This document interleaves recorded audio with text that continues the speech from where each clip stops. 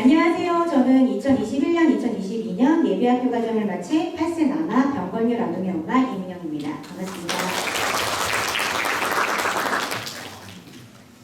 참여 계기는 저희 아이는 발아가 되지 않아 21년도에 언어장애 진단을 받고 이후 지적장애 중복으로 받게 되어 중증으로 장애 진단을 받았습니다.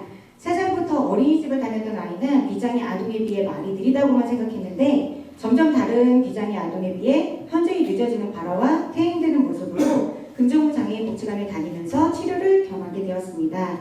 2021년부터 권유리는 2번 정도 어린이집이 바뀌었습니다. 이런 과정을 거치면서 앞으로 권유리의 학교에 대한 걱정과 고민도 자연스럽게 시작되었는데요. 장애 아동, 비장애 아동을 떠나 이 부분은 모든 엄마, 아빠들이 경험하는 부분이라고 생각합니다. 하지만 우리 아이들에게 학교는 더 많은 생각이 많아지는 부분인데 그러던 중 긍정후 장애인복지관에서 예비학교 모집을 한다는 것을 보고 6세이지만 21년 참여하게 되었고 2022년 프로그램 초기 프로그램 참여가 어렵다는 참여자가 발생하여 운이 좋게도 대기 중이던 권유리가 다시 참여할 수 있었습니다. 프로그램 참여 후 권유리는 예비학교 참여 전과 다르게 죄송합니다. 다시 말씀드릴게요. 예비학교 참여 전 권유리에게 기대했던 목표는 학교라는 공간에 익숙해지는 것과 또래 관계가 나아지길 희망하는 부분이었습니다.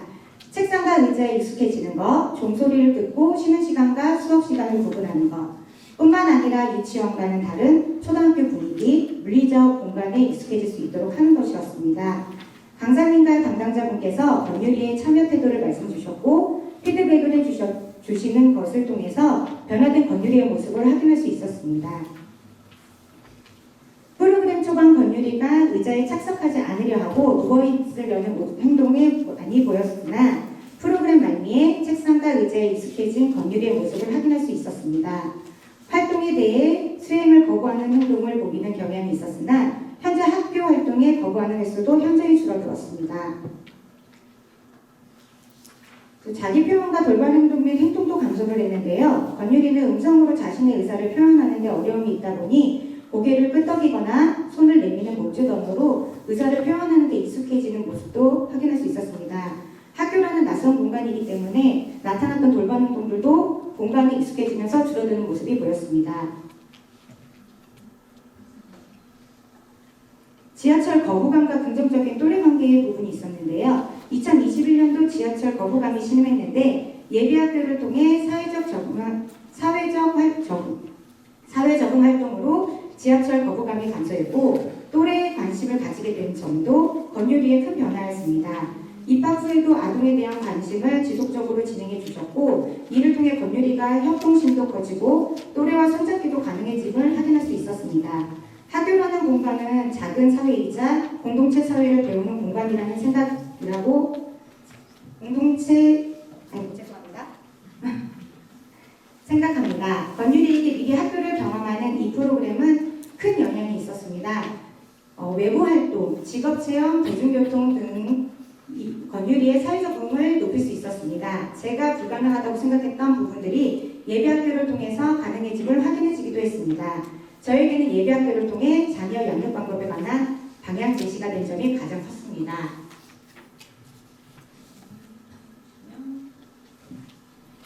같은 고민을 하는 보호자들이 모여 함께 나눌 수 있는 시간이 마음의 차분함도 없고 저에게는 좋은 영향이 많았습니다. 부모님과의 자주 모임을 통해 아이 장애 진단과 치료실 정보, 일반 학교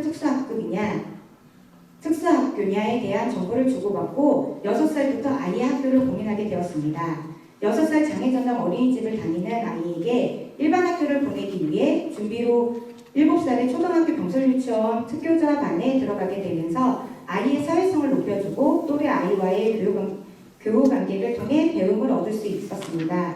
이후에도 계속적인 보호자들의 만남으로 정보를 교류하고 있습니다. 또 이제는 제가 현재 예비학교 보호자분들에게 정보를 줄 수 있는 선배감이 되어 조언도 가능해졌습니다.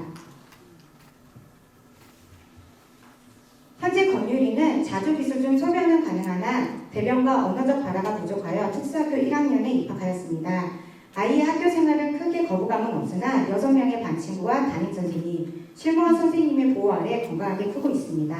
다만 아이는 충분히 보호되고 있지만 각자 장애를 가지고 있는 아동들이 모여있다 보니 협동과 사회 경험은 부족해 보입니다. 병설 유치원에 있을 당시 비장애 아동과 장애 아동의 협력 및 이해관계로 인해 저희 아이가 7살의 모습에서 많은 발전의 모습을 보였다고 보면 학교에서의 모습에서는 선생님과의 관계와 자조 기술이 조금 늘었다고 보입니다.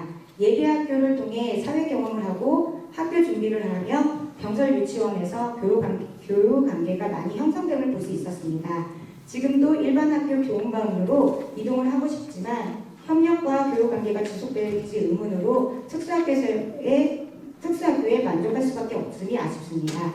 아무래도 특수학교에서 일반 학교로 이동 후 다시 특수학교로 돌아올 수 없는 점이 더 망설여지는 부분이기도 합니다. 하여 예비학교 프로그램을 계속적으로 하는 것이 필요하며 학교가 아니라도 예비학교처럼 비장애 아동과 장애 아동의 적응 프로그램을 추가적으로 만들어 장애 아동들에게도 지속적인 정보와 혜택을 주셨으면 합니다.